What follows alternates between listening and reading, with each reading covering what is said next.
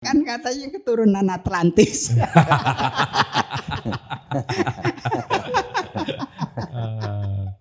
Saya percaya itu.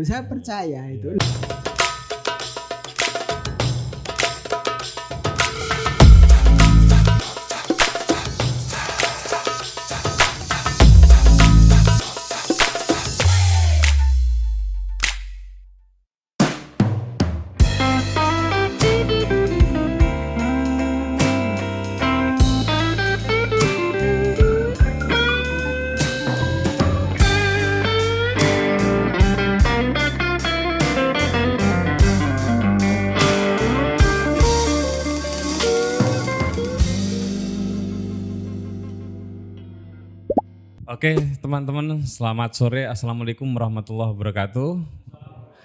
Saya menyapa dulu ya di podcast saya.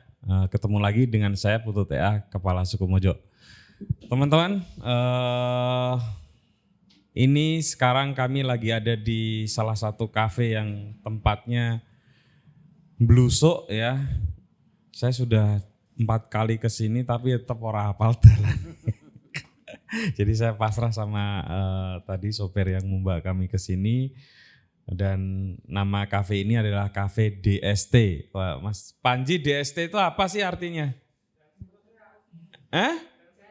Oh memang dan seterusnya. Oh ya, nanti jejere DKK gitu ya. Dan kawan dan seterusnya. Jadi Kafe DST cari saja, ini di sekitar daerah mana nih? Kasihan ya? Kasihan ya. Di mapnya ada. Nah ini acara ini sebetulnya acara reguler sore begitu ya, yang diadakan oleh kedai kopi DST. Silakan diambil kursi sendiri-sendiri. Nah tapi karena ada salah satu sesi yang menurut saya menarik, saya lalu menghubungi yang punya kedai kopi ini, yaitu Mas Panji dan Mbak Girna. Mbak Girna ini dulu adalah penulis Mojo, nggak tahu nih kenapa lama sekali nggak menulis untuk Mojo. Dan di samping saya adalah narasumber yang saya incar sebetulnya, Pak Oka Karyanto. Oh bukan, Anda. Coba dicek dulu Pak Oka, ya. Selamat sore Pak Oke. Sore, maaf, iya ini karena bulan puasa jadi belum bisa ngopi-ngopi, ngerokok dulu ya, kita tunggu nanti. Ini semua juga lagi menunggu buka puasa. Dan Mas Toto, selamat sore Mas. Sore. Saya akan didampingi oleh Mas Toto untuk mendudah atau mengambil hikmah dan ilmu dan pengalaman hidup dari Pak Oka Karyanto. Pak Oka ini adalah dosen UGM Fakultas Kehutanan, Pak. Iya, masih belum dipecat gitu. Kayak jawabannya Mas Picus. Tapi kalau yang sering ketemu mungkin di kampung-kampung, beliau ini sering keliling di Kulon Progo, di Imogiri, di Gunung Kidul dan di tempat-tempat yang lain, sering menanam pohon tuh. Kelihatannya orang nggak tahu kalau jenengan dosen, Pak. Iya, mungkin tahu, mungkin enggak. Mungkin ada yang tahu tapi mereka menganggap sebagai biasa. Jadi pernah di rumah saya, di kampung. Oh di Lawen, Banjarnegara ya. Jadi dia lebih dulu datang daripada saya masih belakangan. Jadi adik saya takut, jadi dia datang nggak dibukain pintu gitu ya. Setelah saya telepon baru ngawur, kuwi dokter loh kuwi ya. Baru dibukain pintu gitu. Pak Oka kenapa sih punya hobi yang aneh-aneh gitu ya? Iya, mungkin saya cerita dari mana ya, mungkin gini ya. Saya tuh enggak tahu ya, di awal pandemi kemarin kok tiba-tiba pengen nyendiri gitu. Okay. Pengen cari aktivitas yang saya bisa sendiri. Dan kenapa saya memutuskan untuk berkebun, karena sebelumnya bertahun-tahun sebelumnya itu kami di fakultas itu selalu mengadvokasi, memberi contoh ya ke petani di berbagai daerah gitu agar hutan menjadi lebih baik ya, agar ekonominya meningkat. Tapi saya melihat kok kebanyakan apa yang dilakukan oleh kampus atau pemerintah itu kok berat sekali, ke depan makin berat. Biasanya hanya keproyekan gitu ya, jadi orang hanya bisa digerakkan dengan proyek gitu. Saya itu mungkin kalau yang nyuruh itu harus ngelakoni sendiri dulu, mungkin itu akan menjadi hal yang berbeda mungkin gitu. Tapi saya nggak ingat persis waktu saya hanya pengen menyendiri gitu aja. Ya Pak Oka, tapi kan sebelum pandemi kita kan udah ketemu jauh ya. Nah selalu kalau ketemu itu kan yang disampaikan Pak Oka ini aku sampai sekarang belum paham apa keluhan atau grundelan atau apa ya, kegelisahan atau apa itu ya. Intinya gini, ini kan orang Indonesia ini kan sing digayuh kan, nah iso sekolah nang UGM, dokter lagi profesor iki ya. Kok malah biayaan nang endi-endi dan sebagainya. Nah itu kan bagi saya kan aneh. Kalau saya nggak terlalu aneh ya, malah aku untuk konco iki ya. Tapi bagi orang lain itu kan prestasi yang sudah apa namanya, dokter dari luar negeri meneh dan profesor meneh. Kok lebih seneng diundang, mari selamat sore Prof. Iki ora malah biayaan. Nah saya pikir itu yang harus diceritakan. Satu sisi di luar sana itu orang itu sedang mendambakan apa yang sudah diperoleh oleh Pak Oka. Nah, kok sampean kuwi malah apa ya? Tadi aku ora jelas gelisah, apa memberontak, apa grundel atau apa itu dan apa yang menjadikan itu sebenarnya menurut saya. Coba saya jawab gini, mungkin agak panjang kalau yang ini ya Pak. Harus panjang. Mungkin saya itu sejak kecil tuh orang yang serius sekali. Sampai hobi pun serius waktu itu. Mancing sendiri di kedung yang angker itu hobi saya sejak kecil itu. Tapi waktu itu dapat lele yang ukuran besar itu sekampung kan ya surprise kok bisa orang. Lalu saya itu bapak ibu saya guru semua, ya, anaknya banyak sehingga waktu itu ya punya pikiran bahwa masing-masing anak itu harus besok bisa mandiri gitu. Itu kan ada tekanan secara tidak langsung meskipun.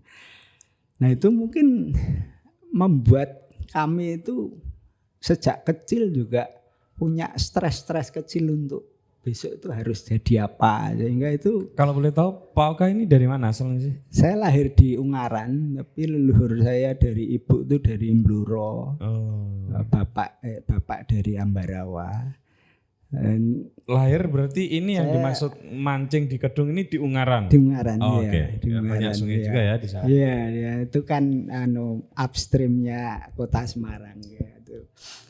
Nah, terus saya mikir itu waktu masuk SMP pun bapak saya guru paling senior di situ pun saya juga takut sampai enggak keterima. Jadi dulu tuh sejak kecil itu selalu berpikir serius sampai saya kuliah ngambil jurusan itu ya barang sing serius. Orang pada enggak suka ambil apa waktu itu ada jurusan mikrobiologi tanah itu orang dan satu angkatan yang ngambil itu cuman saya tok waktu itu. Ini saya itu fakultasnya kehutanan. Di pertanian dulu. Di pertanian. Ya, di pertanian waktu itu.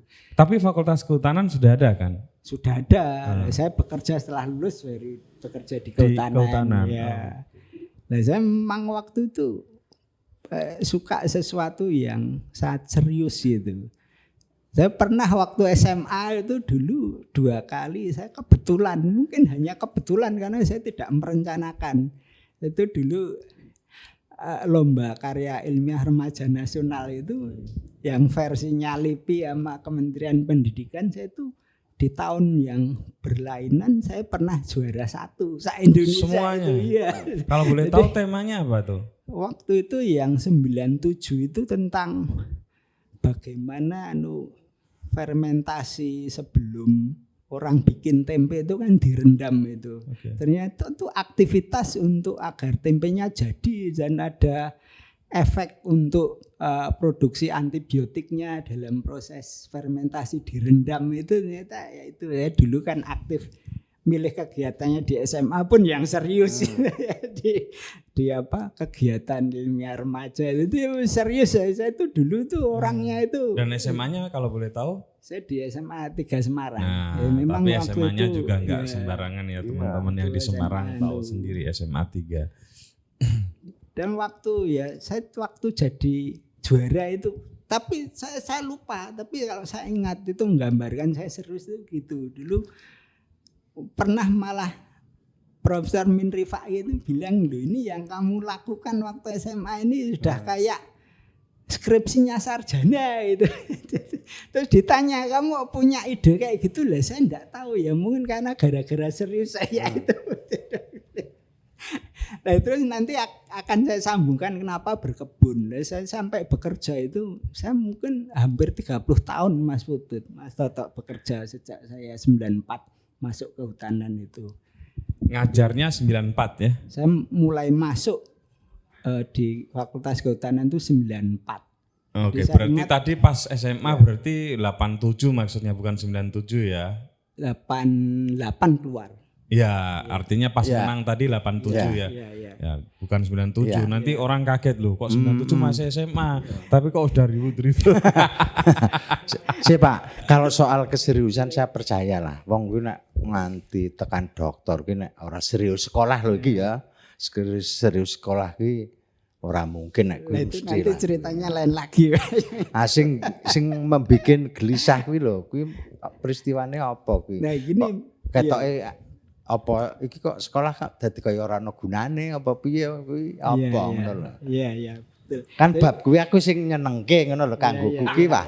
Iki nyenengke iki wong wis sekolah. Ini Pak Oke ini dokternya tuh nang di Australia. Ya saya dulu pernah sekolah dokter ya. Masternya yang di Australia atau dokternya? Ya, Masternya? Saya total sekolah di Sari hampir 6 tahun waktu itu. Master sama sekolah dokter. Tapi juga sempat studi-studi di Eropa, di Jerman ya. Prancis ya. Ya waktu saya bekerja itu saking seriusnya saya itu ya dikirim kemana-mana. Bukan dikirim ya, cari uang sendiri, ngontak sendiri, nemoni orang sendiri. Jadi saya itu kan waktu itu bidangnya mikrobiologi tanah. Nah, saya waktu itu direkrut oleh Profesor Umi Haniin Suseno yang Wanagama itu untuk membantu bagaimana waktu itu ceritanya bioteknologi dari mikrobia itu bisa membantu menghijaukan hutan itu ceritanya kayak gitu kan ada dasar pemikiran. Tapi setelah saya pikir makin berapa tahun ini kontribusi ini kok kayaknya tuh kok enggak terlalu besar karena hutan ini kan isunya kan saya makin kesini itu isunya tuh sangat tidak teknis gitu loh permasalahan yang dihadapi itu. Jadi saya melihat sudah politis dan ekonomis ya. Mungkin 4 tahun terakhir, tapi sebelumnya itu kan saya itu kan sangat mendalami bidang yang saya tekuni. Mulai dari itu masih percaya bahwa itu satu-satunya bisa menyelamatkan hal yang hutan sangat gitu. Teknokratik itu saya percaya. Mungkin baru kurang dari 4 tahun itu saya mulai bergeser. Nah, saya bayangkan waktu itu ketika saya lepas dari mikrobiologi tanah, saya ngambil sekolah dokter tentang climate change itu. Waktu itu topiknya itu. Sekarang lagi heboh lagi kan? Ya itu waktu itu tahun 2000-an awal saya udah ngambil itu. Waktu itu di Melbourne Uni dan itu isinya orang seluruh dunia gitu ya, orang-orang terbaik dikumpulkan itu dan saya bantu nggarap proyek di situ dan banyak sekali pengalaman. Meskipun akhirnya saya enggak dapat gelar ya, karena terlalu banyak nyari duit. Bukan gini ceritanya gini.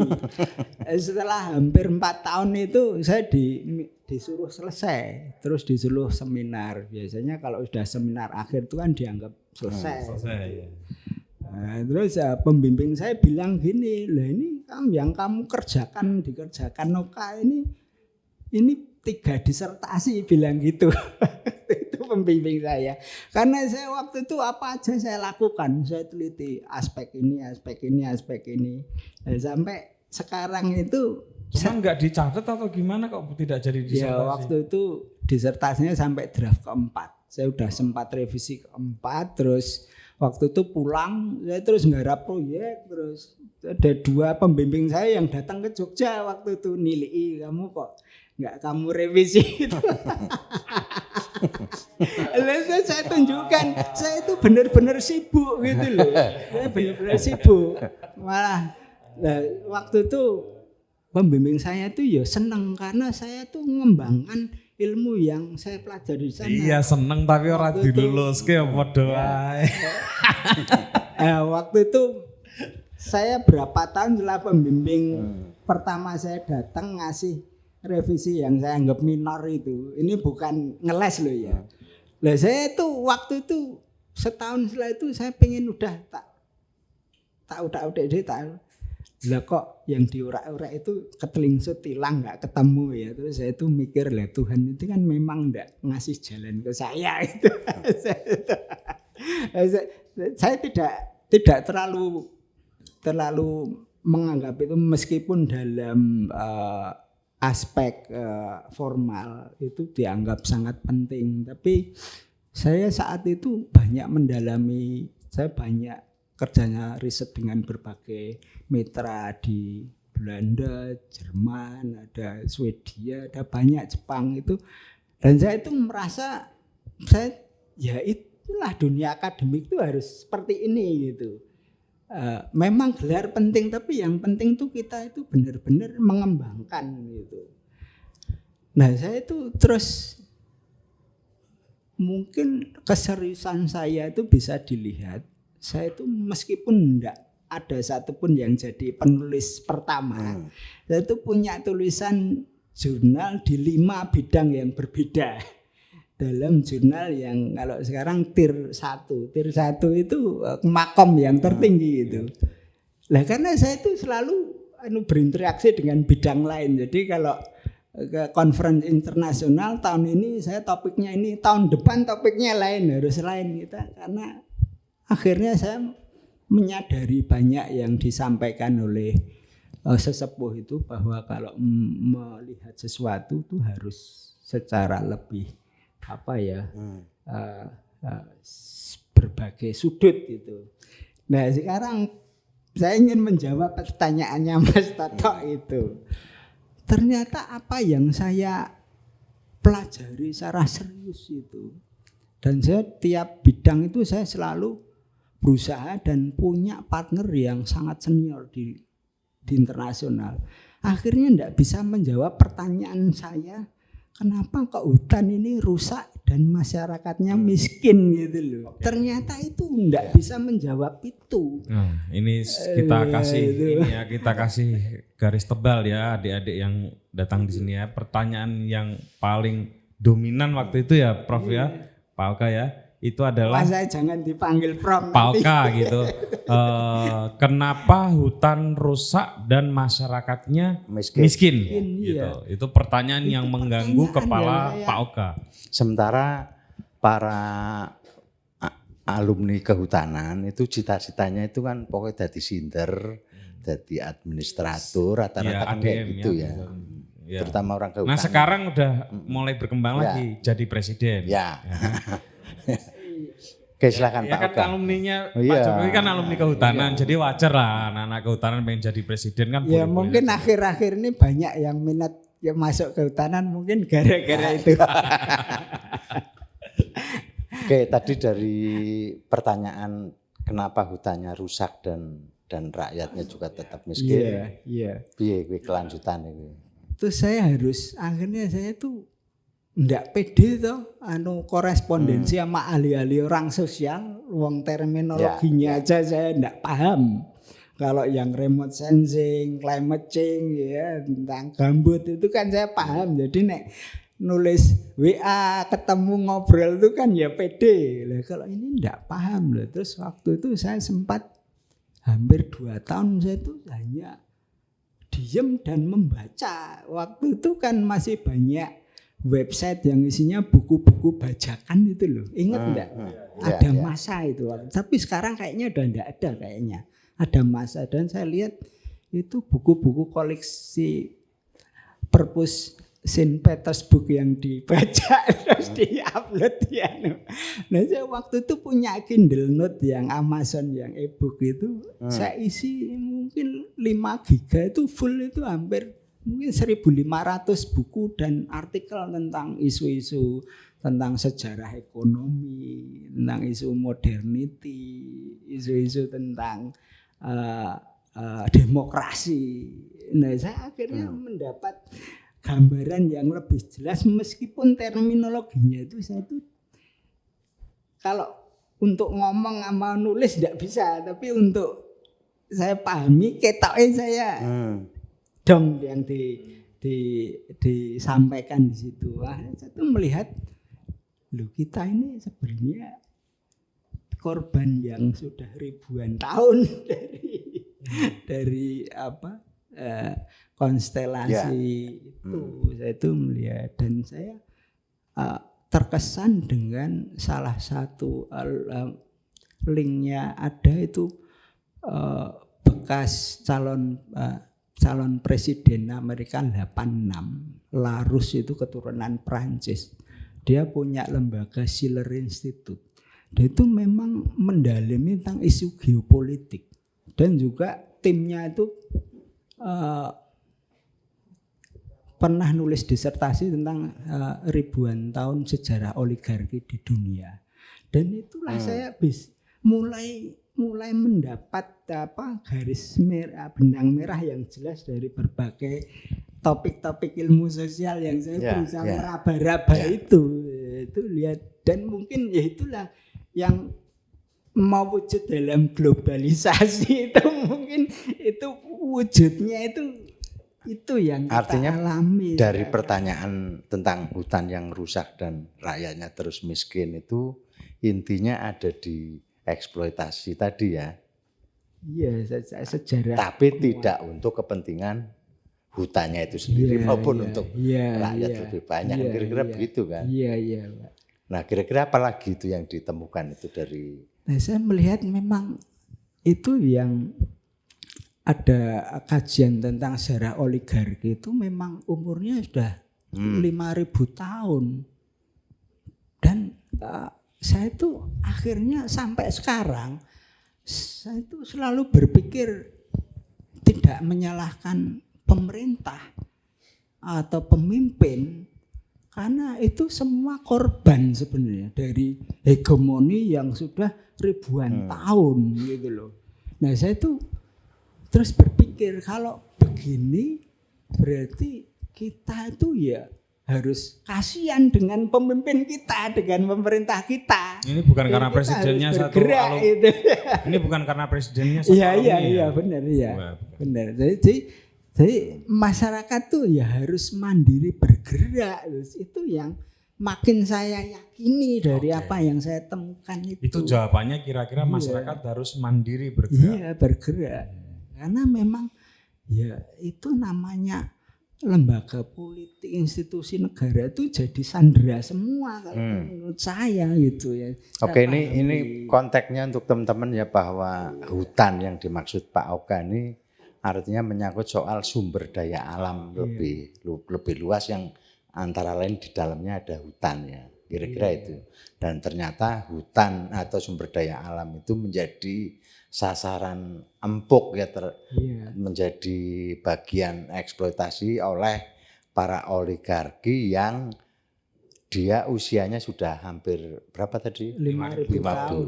Dan 5.000 tahun itu artinya sebanding dengan usianya sejarah sekolah.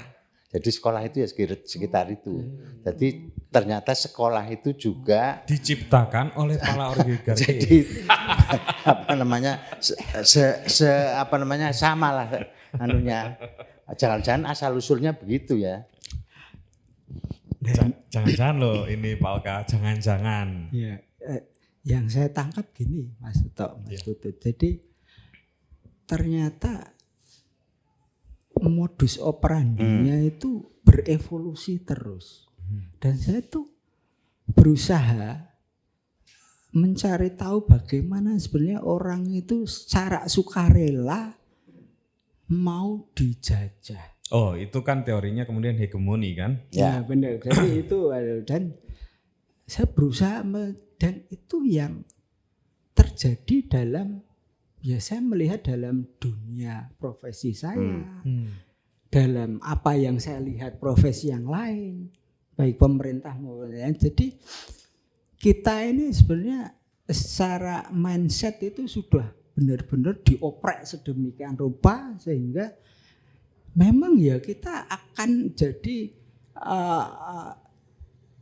antek-antek yang disiplin teratur gitu. Dan itu saya melihat memang beroperasi di tataran mindset memang. Dan itu ada buku yang sangat bagus menjelaskan itu yang dikarang oleh Asis Nandi, itu pemikir terkemuka di India yang masih hidup sekarang ya. Colonial of the Mind itu bukunya The Intimate Enemy. Jadi musuh kita terdalam itu sebenarnya kan mindset kita yang sudah dioprek. Pikiran kita sendiri ya. Dan itu saya pernah ikut kuliah online-nya sejarawan India itu Profesor Vinelal, ada kalau nggak salah ada 20 episode tentang itu, kayaknya menarik untuk generasi kita untuk mengikuti tentang sejarah India pada zaman penjajahan Inggris, British India. Itu beliau menerangkan secara detail dan sistemnya tentang modus operandi bagaimana penjajahan sampai itu diterima sebagai norma yang biasa di era kemerdekaan, bahkan era sekarang. Nah, saya melihat kenapa kita itu perjuangan kemandirian itu memang berat karena memang pikiran itu sudah dibikin tidak percaya diri lah ya. Sudah dioprek sedemikian rupa dan mungkin ini yang perlu saya tuh mikir ini fokus bahwa apa namanya Trisakti apa itu? Trisakti Trisakti itu kan ada ada kemandirian, kemandirian dan apa kepribadian. Itu yang kebudayaan yang berkepribadian kalau ya. Gimana mendistengkel memisahkan dari pengaruh hegemoni itu gimana, itu kayaknya yang enggak banyak dia. Artinya tadi kalau Pak Oka mengutarakan tentang ini para pemimpin atau para penguasa pun sebenarnya itu adalah bagian dari korban itu ya. Iya. Kan ini kan hampir akan ada pemilu lagi besok. Berarti kan memang kalau ukuran-ukurannya kayak gitu tuh ya memang iki diperlukan wong sing sekti mandraguna ya toh. Uteke lantip dan memiliki kesaktian tertentu lah dalam pengertian. Atau jangan-jangan malah sebaliknya. Atau sebaliknya wis. Ya sudah pasti yang jadi presiden itu nanti tetap saja tidak bisa menyelesaikan banyak hal di kehidupan kita gitu. Jangan-jangan gitu kesimpulannya. Nah, itu menjawab pertanyaannya Mas Toto, kenapa kok saya berkebun.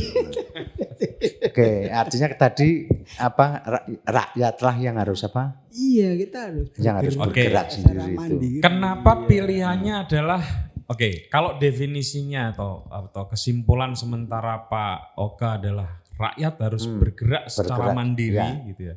Kenapa pilihannya adalah berkebun atau menanam? Ya, mungkin sebelum Pak Oka menjawab, ini Pak Oka ini udah keliling terutama di Jawa ya. Di Prokerto dia ketemu dengan lurah yang dia bikin kebun duren juga di Purworejo, di di mana Jeporo, di padi dan sebagainya, di mana-mana lah Iya. anunya itu. Oke. Ini profesor yang banyak mengembara lah. Ya. Silakan Pak Oka. Ya, Jadi kenapa pilihannya itu? Mungkin karena konteks saya bekerja di kehutanan, mungkin ada faktor itunya. Oke. Ya kan, karena yang kita tangani kan ya alam, bagaimana sebagai vehikelnya lah. Tapi kan isinya itu kan tidak harus seperti itu. Nah, saya tuh membayangkan gini. Saya tuh membayangkan ketika saya melihat beberapa hobiis yang berhasil mengembangkan durian unggul, yang itu sebenarnya hampir tidak ada peran pemerintahnya sebenarnya. Itu kan hobiis petani yang modalnya kecil ya, mereka voluntarily mengembangkan itu saya melihat loh, di sela-sela kondisi kita itu selalu ditakut-takuti dengan bahwa rakyat makin tidak punya lahan, ya, lahannya sempit. Betul. Tapi banyak peluang dengan lahan yang sempit pun hanya punya 5 pohon durian, kalau itu misalnya jenis bawor ya, dan diopeni bener, itu bisa mengalahkan penghasilan mungkin 1 hektar sawah setahun itu mungkin. Oke. Dan itu ini banyak juga ya. review itu ngomong kayak gitu. Kalau menurut Pak Oka memang begitu? Iya. Dan itu kan tidak sudah sekedar, pernah dihitung ya? Tidak sekedar hitung-hitungan. Itu namanya hobiis durian itu kan ya sudah menanam, sudah merasakan hasilnya. Nah, saya waktu itu kan sempat di Menoreh itu sampai 200 kakak waktu itu. Kami waktu itu kami masih menangani berbagai program, tapi ada uang-uang honor yang kami sisakan untuk menyediakan bibit itu. Waktu itu hampir 4.000 bibit durian bawor, saya coba 200 kakak di beberapa desa di Menoreh waktu itu. Karena saya yakin ada orang yang nanam 8 tahun di situ bagus durian bawor. Tapi saat sudah petani kok hampir cuma tidak jadi, saya lihat. Meskipun ya saya melihat waktu itu meskipun mereka kita syaratkan harus hutannya ditebang semua agar tidak mengganggu pertumbuhan durian, itu mereka mau. Tuh bikin lubang 1 meter mereka mau, jarak tanamnya 8 kali 8 mau, terus bikin embung kecil mau. Jadi dari segitu, waktu itu ada sesepuhnya sana itu Menoreh di atas Waduk Sermo itu cerita, Mas, kami itu terima kasih karena kalau pemerintah tuh nggak bakal berani nyuruh kami kayak gini itu. Lah saya waktu itu kalau syarat itu enggak dipenuhi, bibitnya enggak saya turunkan. Saya sendiri ngawasi itu saja itu anak bertiga sama anak buah saya dulu. Tapi itu pun enggak berhasil. Ya ada berapa titik yang bagus gitu. Nah, saya terus berpikir bahwa memang ya namanya orang berjuang tuh ya memang enggak ada hentinya. Wong nyatanya ada yang bisa, berarti harus saya melihat memang dari segi disiplinnya, effortnya itu kurang. Dan itu tidak boleh kita salahkan. Karena selama ini masyarakat kita itu sudah bersusah payah, hasilnya bagus nih, harganya ya jelek. Jadi mereka itu dididik dengan sejarah panjang yang seperti itu. Gitu. Jadi saya itu ya memaklumi. Itu juga menunjukkan bahwa petani itu juga investasinya besar loh Pak ya. Habis-habisan. Dari sisi uang, energi maupun pikiran ya. Dan saya sebagai pegawai negeri saya nggak kuat untuk kayak gitu. Kalau saya tiba-tiba bulan depan tidak ada gaji ya saya tidak bisa hidup. Saya tidak bisa bertahan hidup. Kalau mereka gagal panen 1-2 kali masih bisa hidup. Nah, itu apa Pak Oka yang membuat petani kok sedemikian punya daya hidup yang luar biasa petani kita ini? Kan misalnya tadi ya, udah nanam investasi gagal karena wereng, nanam lagi investasi harga jatuh, kan variabel penggagalnya macam-macam ya Pak ya. Saya kok dibalik cerita sedih tentang petani itu saya justru melihat sebenarnya mereka tuh baik-baik saja sebenarnya. Iya. Karena mereka itu udah mungkin ribuan tahun dididik alam dengan ketidakpastian dan mereka banyak sumber diversifikasi tanaman, diversifikasi usaha. Itu ilmu ekonomi orang kampus itu sangat. Artinya mereka juga memakai ilmu manajemen juga. Itu luar biasa. Ya, betul. Tapi pada saat mereka anaknya beranjak besar dan harus punya sepeda motor, laptop. Nah, terus saya mulai sedikit berubah, percaya bahwa ini sekolah ini kok malah memiskinkan masyarakat kita gitu loh. Saya itu melihat itu. Karena semua harus lewat jalur sekolah formal dan harus kuliah. Nah, saya malah lebih ekstrim lagi melihat kok anak-anak di desa mungkin ya di kota itu ada rasa marah kenapa saya harus dilahirkan di dunia yang tidak sebegitu beruntung ini. Sehingga bapak ibu saya harus ikut tanggung jawab. Seolah-olah saya tuh melihat fenomena kayak gitu tuh mulai karena hidup tuh makin tidak pasti sekarang. Ada saya pernah menulis artikel pendek ya berdasarkan beberapa pengamatan ya, bukan riset yang terlalu serius ya Pak Oka.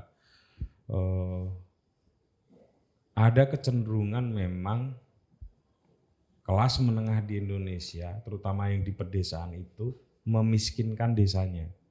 Jadi orang tuanya ketika mau sekolah S1 misalnya mesti menjual sapi asetnya gitu ya. Nanti kalau mau jadi tentara atau jadi polisi atau jadi apa gitu ya, adik-adik di sini mungkin ada yang dari desa nanti menjual sawah, menikahkan nanti menjual lagi sawahnya. Itu Pak, sampai yang saya amati ketika anak-anak kelas menengah ini punya uang sendiri, mau membeli rumah di kota, mereka minta menjual aset orang tuanya di desa.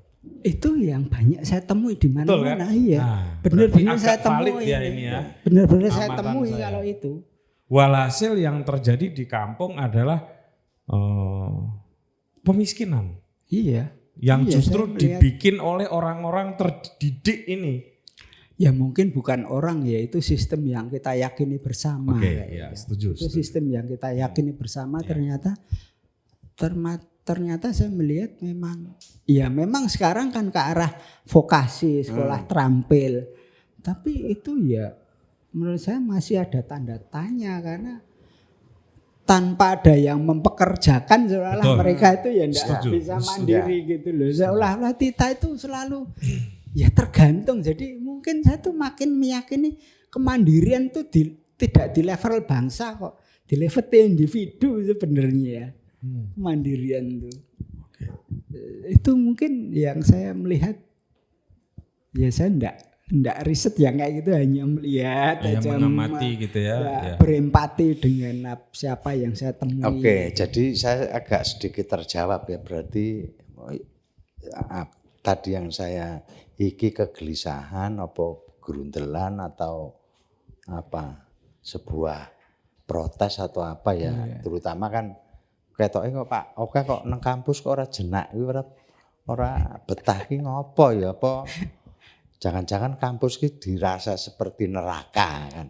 Kalau itu kan bagi saya, kalau saya kan memang udah lama nggak betah di situ. Ya itu 4 tahun terakhir sebelumnya saya orang kampus betulan.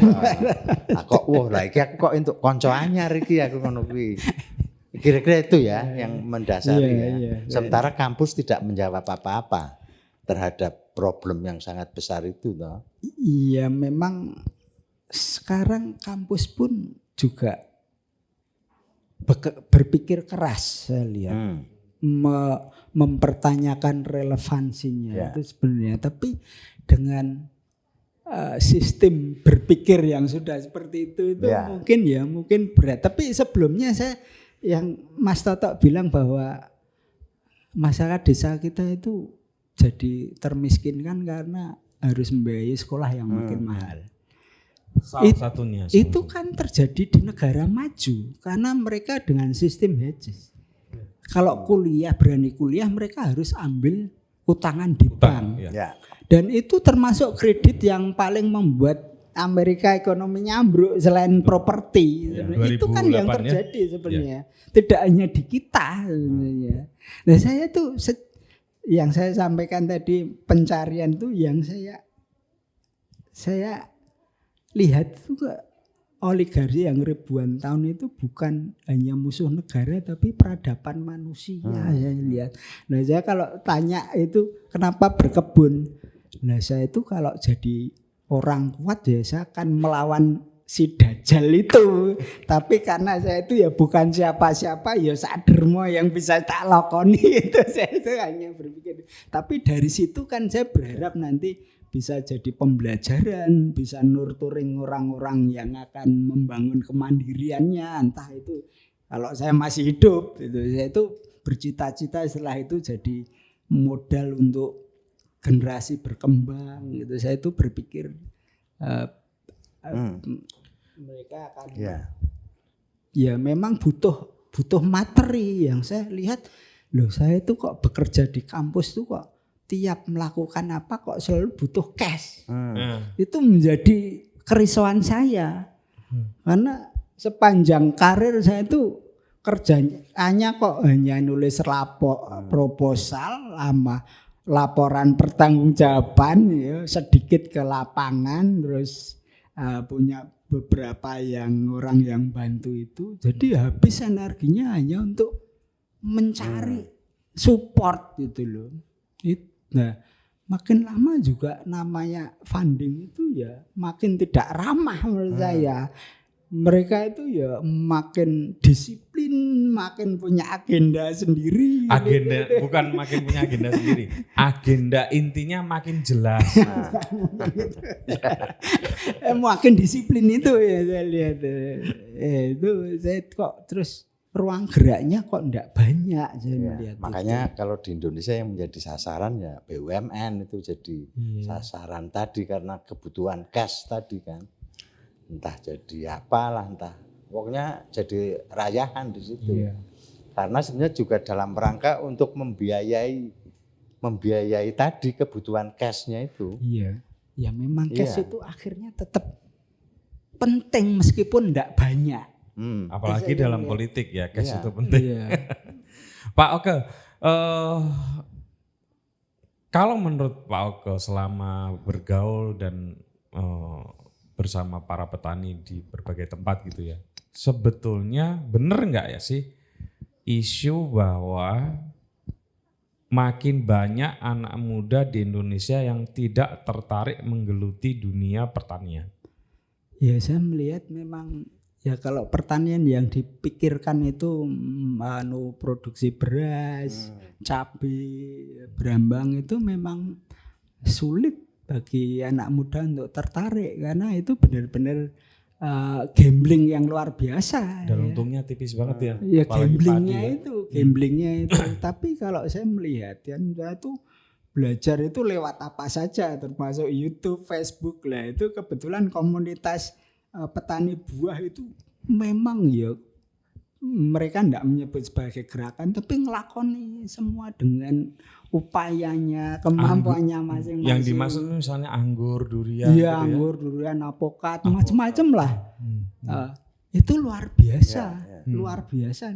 Itu betapa kelihatan saya bandingkan yang komunitasnya Malaysia itu kayak enggak terlalu bunyi mereka. Kita lebih kuat kita ya. Militansinya, inovasinya, jejaringnya. Artinya genetika dari nenek moyangnya masih ada lah ya. Kita ini kan katanya keturunan Atlantis.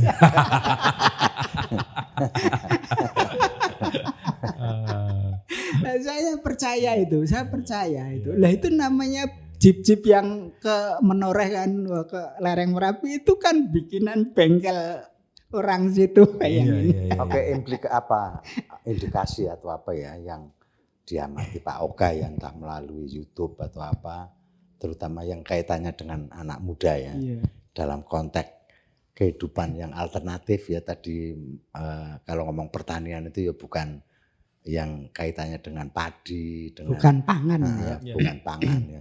Kira-kira media-media apa yang pernah diamati Pak Oka itu untuk melihat indikasi itu? Ya, bahwa saya, ternyata anak muda ini juga banyak bergerak di situ. ya saya melihat bahwa saya juga di kehutanan kan familiar dengan genetika, pemuliaan. Lah habis itu ya melakukan dengan caranya sendiri. Dan itu valid menurut saya karena dengan yang dianggap satu jenis unggul lokal itu dicoba di banyak tempat ya terbukti meskipun desain statistiknya itu ya benar-benar kampus tidak akan nerima seperti itu. Terus metode perbanyakan kalau kita melihat betapa banyaknya penangkar bibit buah unggul yang okulasi, itu kan keajaiban. Saya pernah lihat di Kemeranjen itu yang pusatnya bibit durian bawor. Itu kan Meranjan itu daerah Purwokerto ya. ya sebelum Purwokerto. Itu kan terus tiap rumah itu membibitkan. Nah terus saya tanya, caranya nyambung itu yang ngajari siapa? Itu kan ada Pak Sarno yang sesepuhnya di sana. Apa diajari beliau? Enggak mas, kita ya mengindik-indik. Bahkan petani kita itu mencari pun tidak dengan cara meminta. Iya, tidak terang-terangan. Gitu Iya, dan itu Itu maksudnya diam-diam mengamati ya. Iya. Mengamatinya nggak berani langsung ya. Iya, dan kita itu bahasa mudahnya tidak biasa disuapi lah sebenarnya. Budaya kita itu tidak biasa disuapi. Jadi kalau malah disuapi itu biasanya malah tersedak, malah mungkin tidak jadi itu. Nah, saya melihat resilient itu memang kita ini bibit yang luar biasa sebenarnya. Iya, kita memang kalah sama Cina karena apa? Saya baru dengar resilience-nya atau yang lain kalahnya podcastnya Mas Putut sama Mas Faiz itu. Itu jawabannya gini, karena orang Cina itu spiritualitasnya tetap berorientasi dunia dan itu sangat menjawab. Betul. Kalau orang Jawa itu jadi orang kaya itu enggak bangga kok. Kalau orang Cina bangga sekali, bener enggak? Iya kan? Ya. Kita tuh kebanggaannya kan tidak kalau orang Nusantara itu kan enggak dalam bentuk itu. Ini maksudnya Cina. Tapi itu negara Cina ya. Negara Cina. Iya, orang Cina yang tinggal di kita juga, orang etnis Cina. Ya mereka seluruh energinya memang untuk duniawi memang. Filsafatnya begitu. Filsafatnya orientasi ke duniawi memang. Kalau kita enggak. Kalau kita kan coba habis harta kita kan untuk selamatan, untuk bahkan dibakar di Bali itu ya itu berapa miliar itu coba bayangkan. Itu kalau di pertanian itu upacaranya aja ada berapa tuh? Mau mulai udah selamatan dulu. Itu ada kajiannya antropologi Mas Pujo Semedi itu. Yeah. Bahkan di desa itu cara untuk orang kaya harus dimiskinkan dengan cara dijagokan jadi lurah, nanti enggak dipilih, nanti miskin pasti dia. Nah, itu kajiannya orang antropologi dan itu memang tradisi kita agar kesenjangan itu enggak terlaluan. Enggak, ini tadi saya ngomong soal kenapa negara Indonesia dan Cina itu yang diperbandingkan itu kan gini, kita kan sering disebut etos kerja kita itu kan kurang ya dibanding negara yang lain. Tapi kita punya genetis untuk resilience mungkin. Nah kalau dilihat dari keluarnya kalori per hari itu bisa dihitung secara statistik itu petani itu mulai keluar dari rumah sampai pulang tuh berapa kilokalori yang mungkin perlu dianu itu. Setuju. Mungkin energi yang keluar dari otak juga enggak kecil itu. Lah mereka diuntungkan aja dengan situasi yang ada. Seperti kenapa Jepang itu bisa jadi hegemoni industri otomotif, elektronika.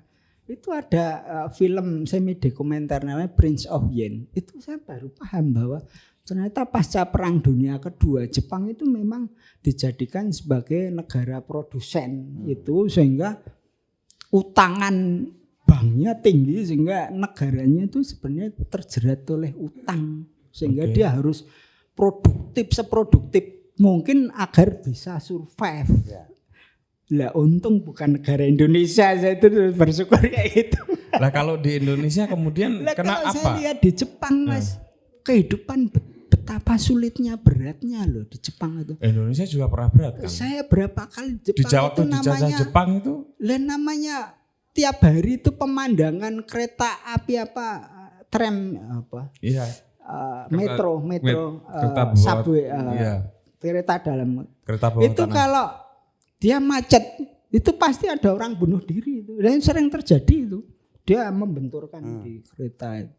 Nah, kehidupannya itu berat sekali di Jepang. Nah kita bersyukur nggak sebagai negara maju kayak Jepang yang harus diperes harus seproduktif mungkin agar Jadi bisa ngapain survive. ya kita mau ngejar-ngejar. Kita hanya sebagai negara bahan baku sama negara pasar aja, menjual mudah, pasar beli, saisoni itu. Kadang kalau dilihat dari konteks itu loh Mas. Iya. Loh saya itu. Artinya apa yang harus disyukuri kita hidup Nah di ini negeri pertanyaan penting sebenarnya. Ini Iya. pertanyaan, ini renungan yang harus banyak dilakukan lebih banyak lagi. Saya tuh kok mikir gini ya.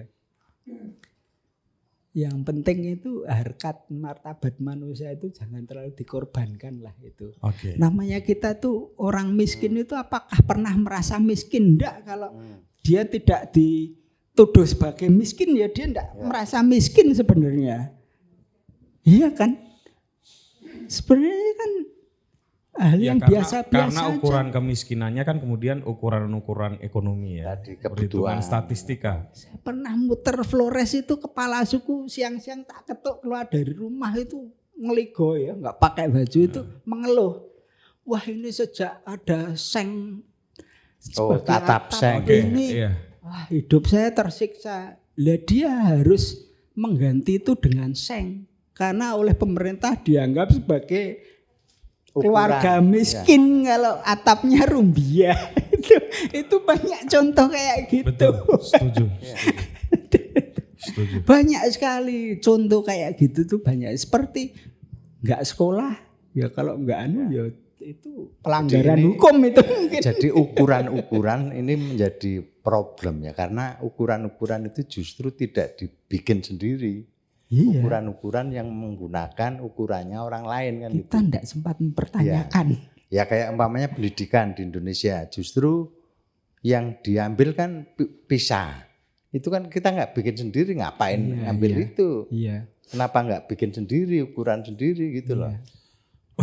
Jadi bikin ukuran aja masalah kita, nggak Iya. percaya diri. Atau gitu. lebih konkretnya gini pertanyaannya Pak Oke. Perlukah pemerintah melakukan bantuan-bantuan langsung kepada yang disebut sebagai orang miskin itu? Karena misalnya dulu itu ada perdebatan di beberapa orang yang saya anggap punya kepedulian ya. Bantuan beras terhadap orang miskin itu dianggap penghinaan itu. Karena mestinya petani kita itu bisa memproduksi beras-beras yang terbaik yang nggak perlu berasnya itu yang wes atos dan lain macam-macam itu. Saya itu ya sejak pandemi itu rasanya sudah enggak berharap lagi lah sama bagaimana pemerintah kita bisa mengantarkan karena memang mindset itu memang enggak pernah dipertanyakan. Coba kalau bantuan yang ratusan triliun pas pandemi itu untuk membuat komunitas kita itu makin erat, makin bisa mandiri. Tidak sekarang kan cash atau beras jadi malah jadi konsumtif ya. Memang kalau yang uang tujuannya supaya konsumtif, supaya terjadi perputaran uang kan. Ya tapi kan dalam sistem produksi untuk membuat erat itu kan bisa didesain gitu lah. Sekarang kan malah Pak RT dimusuhi di kampung-kampung. Ini kok dapat ini enggak. Ini Akhirnya kan ya barang fitnah tipu-tipu malah. apa gitu Lah ya. iya benar, lah, benar. tetangga saya seneng lah, sak keluarga dapat satu-satu padahal kiosnya satu, anaknya satu lagi satu. Lah lainnya kan ya mau ngangkat parang enggak bisa wong itu udah pemerintah. Lah kan yang terjadi seperti itu. Betul. Memang ya saya enggak tahu. Saya yakin banyak sekali yang sudah ngomong kayak gitu, tapi namanya ya korban ya mungkin ya korban keganasan sistem besar ya mungkin ya mereka hanya menjalankan aja mungkin itu. Pak Oka, kita berbagi yang positif deh kepada pemirsa dan adik-adik yang hadir di sini. Kalau misalnya produk-produk pertanian apa yang punya potensi ekonomi besar gitu, yang mungkin bisa dilakukan dalam skala kecil oleh para pemirsa ya, yang masih punya ketertarikan di dan bisa berumur panjang ya. Ya, itu misalnya apa? Kalau saya belajar dari yang dilakukan di Eropa, mereka itu kan sangat protektif terhadap petaninya. Betul. Negara maju kan selalu protektif terhadap petani karena itu kan sokok guru kehidupan sebenarnya, enggak boleh dikorbankan. Itu mereka punya produk-produk yang secara geografis itu premium. Jadi kalau misalnya mozzarella di Italia hanya di sini aja. Terus kalau namanya Camembert itu di Prancis di sini. Jadi itu yang saya bayangkan dengan kekayaan biodiversity dan geografi kita yang beragam. Itu kita sangat bisa tanpa harus dipaksa untuk seragam. Jadi kayak durian kalau di sini ya jenisnya apa, misalnya di daerah Kalimantan sana kerantungan gitu, mungkin di Kemeranjen bawor, mungkin di Jeporo Petro mungkin nanti yang kelas untuk konsumsi lebih yang durian yang generik mungkin musangking, bawor gitu. Artinya tapi durian punya masa depan yang baik. Ya? Itu sebagai contoh aja kan banyak Mas, kayak banyak sebenarnya kayak di Jogja itu kan ya kalau kita lihat kan banyak sekali, sehingga kalau saya melihat ya nggak begitu setuju kalau Soeharto itu punya cabang di Jakarta, di Pontianak, di ya kalau mereka ya harus ke sini gitu.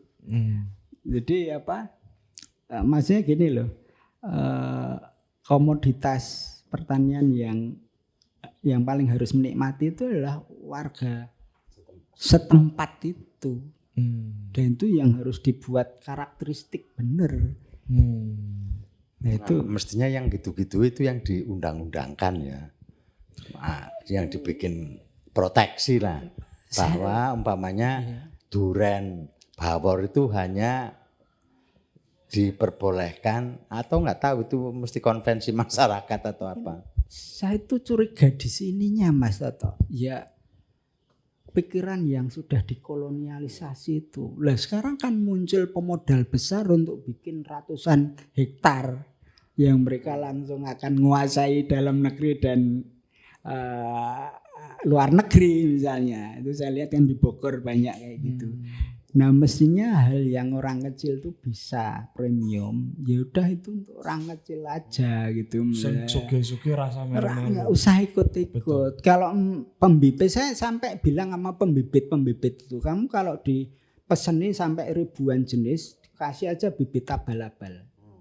Karena kebunnya biar enggak jadi dia. Suge-suge wis duwe sawit ora usah nanam duren gitu kan. Saya selalu bilang itu, ya memang ya harus ada kayak gitu.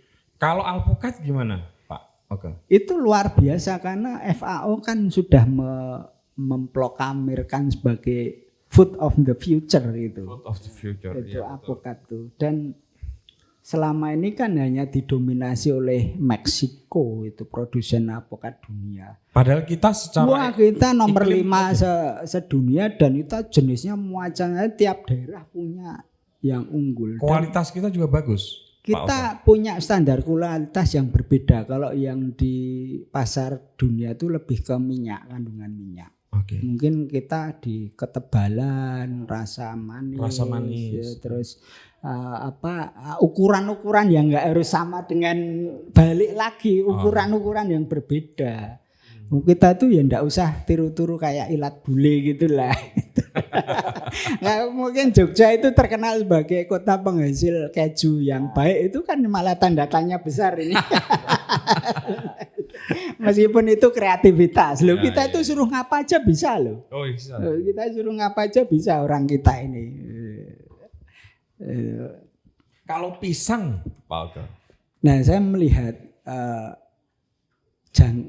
buah untuk yang unik-unik itu feeling saya jangan yang terlalu kadar gulanya tinggi karena itu kan saya melihat kadar gula tinggi dan mudah diproduksi massal dan gitu. Oke. Itu kan berapa jenis buah itu kan memang unik ya, setahun sekali. Ya. Dan Mangga nggak termasuk bisa- unik nggak mangga? Mangga itu termasuk ya mudah dan bisa dimasalkan sehingga industri mangga kita itu kan ya ceritanya nggak begitu Tapi baik. alpokat juga gampang di industri. Tapi yang kualitas dimasalkan. bagus jarang. Kalau kita ke pasar, ke supermarket, saya taruhan kita enggak pernah ketemu yang enak. Karena apa? Karena dia enggak pernah dipetik tua. Dia hanya dirontoki aja, ditebas sistemnya. Iya. Lah seperti durian enak itu kalau dia jatuh terus hanya 1, 2 atau 3 hari. Lah kalau durian dari Malaysia atau Bangkok ya sulit bisa nyamai durian kita yang jatuh langsung matang dia. Itu saya melihat. Apa itu yang konon kulitnya bisa untuk obat kanker itu? Manggis ya. Manggis ya? Itu gimana? Itu sebenarnya banyak sekali Om. Itu ada tulisannya Profesor Murjati Garjito yang keragaman dan budaya pangan kita. Mungkin saya yakin juga banyak interest ke situ. Wah, bahwa jangan-jangan buku itu juga sudah nggak ada lagi itu. belum lama kok itu Oke. buku itu. Bu Murjati masih hidup. Dan itu beliau menggambarkan bahwa pangan di kita itu lokal dan musiman. Lah itu kan sebenarnya kan ekonomi semua wong. Kalau dihitung sebagian besar dompet kita itu untuk mikir makan, sebagian besar penduduk kita sebenarnya. Oke. Ini nanti akan saya akhiri dulu, tapi kalau teman-teman mau bertanya nggak apa-apa. Tapi ada pertanyaan terakhir, nanti podcastnya diakhiri di pertanyaan terakhir. Tapi kalau ada adik mau tanya, kita masih lanjutkan. Prof, kalau nggak mau dia panggil Prof, Pak Oka. Saya bukan prof memang. Itu tadi soal komoditas buah-buahan ya. Tapi bagaimana dengan persoalan pangan kita ke depan ini? Kalau misalnya beras makin tidak menguntungkan bagi petani dan yang lain-lain itu terjadi. Ya kita ini sebenarnya negara surga Mas. Saya tuh belum lama kan program saya mengembangkan sagu sebagai pangan modern. Dan waktu itu kami sudah bikin beberapa pabrik tepung sagu dengan teknologinya masyarakat. Tidak ada teknologi luar di Riau sana. Dan kualitasnya premium, full organik. Dan kita bikin, saya punya chef waktu itu bisa bikin cookies, biskuit, beras, mie, spaghetti, macam-macam. Sampai waktu itu ada konsultan bisnis saya ditanya ini misinya kayak apa? Misi saya nyanyi Indofood tapi ini sagu bukan gandum, saya bilang gitu. Oke. Tapi produknya sudah kita bikin, prototipenya itu. Kenapa sagu enggak berkembang? Karena mengolahnya itu sulit. Dia tuh punya sifat kimia karbohidrat yang sulit diolah. Nah kebetulan saya punya chef teman SMP yang lihai bener dia.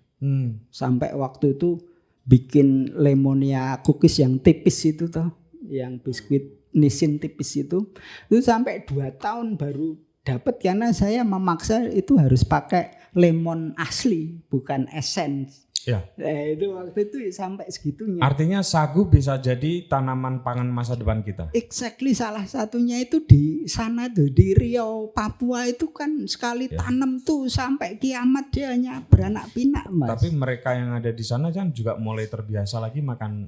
Lah ya tapi beras, itu kan program-program konyol yang sebenarnya kita tahu persis itu keliru sebenarnya. Ya, di satu sisi kita tahu bahwa sagu itu bisa menjadi salah satu sumber penyelamat pangan kita, tapi para pengonsumsi sagu yang utama justru sudah mulai terbiasa untuk mengonsumsi beras.